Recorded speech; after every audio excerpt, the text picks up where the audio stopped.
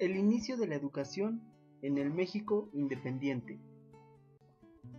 A principios del siglo XIX, en 1810, México se levantaba en armas en contra de los españoles, con el fin de ser una nación independiente, lo cual se logró con base a una guerra armada, y así resultando vencedor en el año de 1821.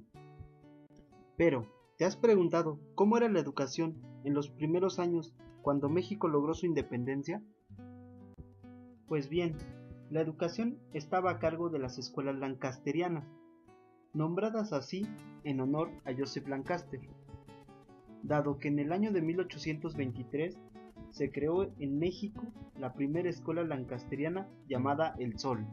El sistema educativo que manejaban estas escuelas era la enseñanza mutua, que constaba de que alumnos más avanzados o de mayor edad, nombrados monitores, se encargaban de impartir las clases. Era un método económico y ágil, en donde un solo maestro o monitor podía tener desde 200 a 1000 alumnos. Se impartía la enseñanza básica, la doctrina cristiana, se enseñaba a leer y a escribir, también se impartía la aritmética y el dibujo. En estos años, la educación tenía una principal función social, la cual consistía en realizar los dictados de la Iglesia. Características de los maestros. Cabe mencionar que después de haber concluido la independencia, la Iglesia Católica tenía gran influencia en el país, tanto así que eran los párrocos o sacerdotes quienes acreditaban y evaluaban las capacidades de los profesores. Los maestros hacían uso de látigos o palmetas para ejercer disciplina hacia los educandos, que no acataran las instrucciones. La docencia era rigurosa y uniforme.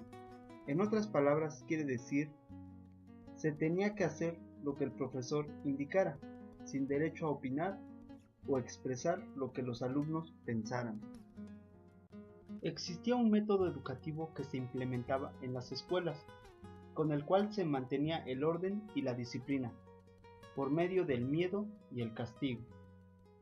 Otros de los métodos empleados eran la enseñanza mutua, la memorización de los conocimientos y muestra de caligrafía. También existieron cambios y modificaciones importantes en el sistema educativo de estos primeros años de independencia, en lo que cabe destacar a tres principales personajes que fueron José María Luis Mora, quien pretendía arrebatar la educación de las manos del clero y a su vez propuso la necesidad de inculcar deberes sociales en las escuelas. Lucas Alamán promulgó el derecho a la educación, proponiendo así un plan educativo en el cual cabe destacar la importancia de dar uniformidad a la lectura y escritura.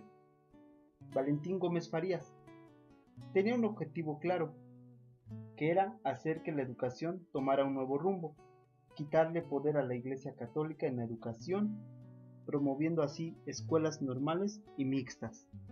Con base a las aportaciones y propuestas por estos tres personajes, para el año de 1853 se dieron importantes cambios en la educación y se declaraba que era necesario convertir a las siguientes generaciones de jóvenes en nuevos ciudadanos, conscientes de sus obligaciones hacia el Estado y formar obreros calificados y responsables. A partir de esto, la enseñanza en las escuelas constaba de transmitir el bien común, conocimientos útiles, lealtad al Estado moderno con buenos ciudadanos y crear conciencia de obligación.